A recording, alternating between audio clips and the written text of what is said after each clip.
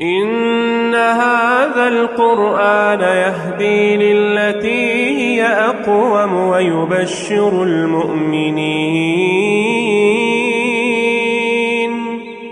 ويبشر المؤمنين الذين يعملون الصالحات أن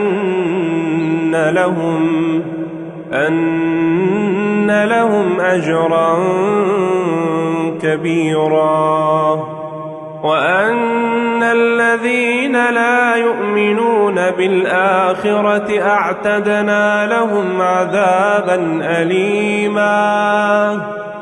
ويدعو الإنسان بالشر دعاءه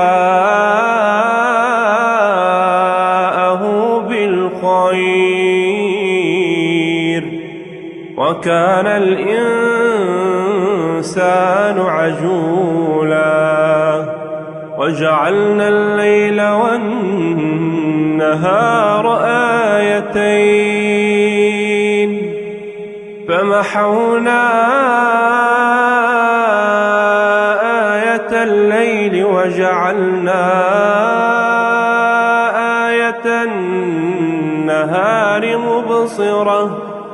مبصرة لتبتغوا فضلا من ربكم ولتعلموا عدد السنين والحساب، وكل شيء فصلناه تفصيلا. وكل